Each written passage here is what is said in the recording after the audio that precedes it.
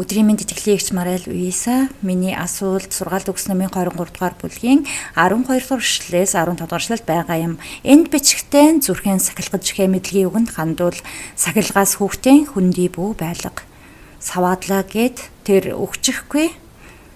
Саваагаар занчвас хүүхдийн оронд унахаас чи түүнийг аварна гэсэн байна. Итгэлийгч та надад зөвлөгөө өгөөч. Би зүрхэндээ мэрэгэн ухаантайгаар өөрийн 11 настай миний үгэнд огт ордгүй хүүгийн хүмүүжүүлж чадахын тулд миний ойр орчны хүмүүс сүмд явдгүй болохоор тэд бурхны энэ сахилгажуулах гэдэг нь хүүхдэд зодохыг хэлж байгаамаа гэцгэх юм. Итгэлийгч та бидэнд харин сургахтаа биеийн шийтгэл эзэн Иесус Христийн үгээр хүчингүй болсон гэж сургасан. Тиймээс та надад хэрхэн эрх мэдэлтэйгээр ухаалгаар өөрийн хүүг хүмүүжүүлж чадах вэ гэдэг зөвлөгөө өгөөч гэсэн юм баярлалаа. Итгэлийгч таныг бурхан юуг олдгоо. Хариулт тийм ээ.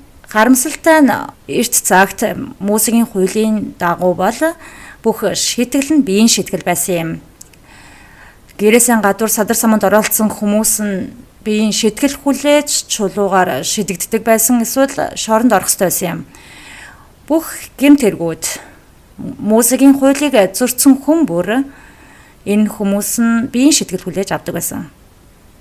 Эзэн Есүс Христ ирээд Евангелийг тунхаглахдаа түүнийг Мосегийн хуулийг биелүүлсэн гэцгээдэг. Ингээдтэй хүчингүй олохын тулд гэхдээ бурхны хуулийг биш юм, харин шударгасны төлөө хүмүүсийн шийтгэл хүлээдэг байсан тэр арга барилыг авч хайхын тулд юм. Эзэн энэ бүх яс заншлыг авч хайхыг хүссэн учраас энэ нь ямар ч хэрэг болоогүй учраас хүмүүс жанчуулж шийтгүүлдэг байсан. Өөрийн үгэнд ордгүй хүүгэн эцгийнх нь дашуурдаж шидэгдэг байсан.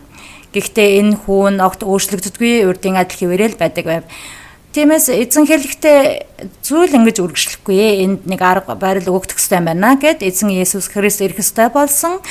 Тэр ариун сүнсийг илгээхэд ариун сүнс чуулганд сүмт байж эрэгтэй эмэгтэй хөгшин залуу хүмүүстэй ариун сүнс хамт байж ингэхдээ хүмүүс өөрсдөө өөрчилж чадахт нь туслахын тулд муу зан, мунхаг зан нүглээсэн салж хүмүүс бурхны дургүй энэ бүх муу чанарсан салгахт нь ариун сүнс туслах ёстой байсан юм. Евангелид тийм учраас энэ биеийн шитгэл гэж байхгүй юм. Үүгээр энэ ийм шитгэлээр бүх байдлыг улмал муутгадаг, нөгөө занчуулсан хүн улмал зүрүүд гүжүүд болдог.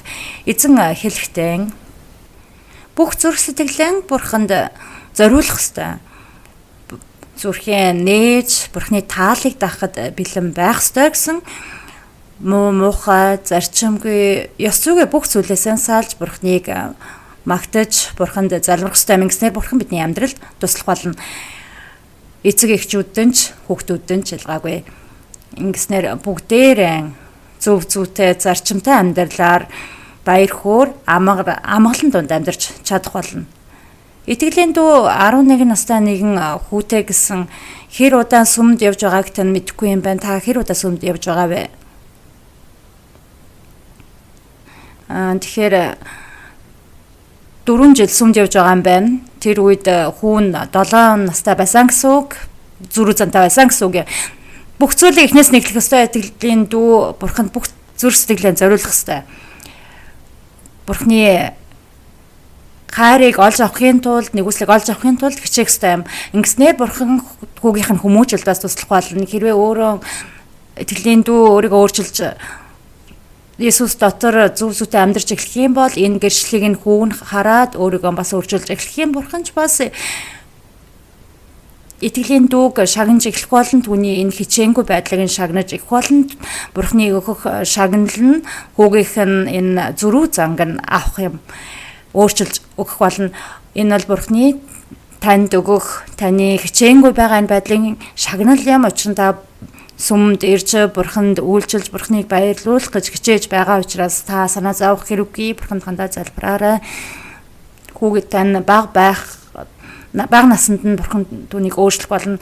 Хэрвээ та хүүгийн мухааштай зөрүү зантай байх үед нь түнтэй маргалдаад хэрэггүй, маргаан үсгээд хэрэггүй, харин сайхан зантай үед нь түнтэй яриад, сүмрүү ураад гар тавилдаар үргэлжлүүлээрэ. Түүний дайсан нь биш, харин та түүний сайн найз нь байх гэж хичээгээд байгаарай. Ингэснээр энэ зөрүү зам түүнээс авагдах юм.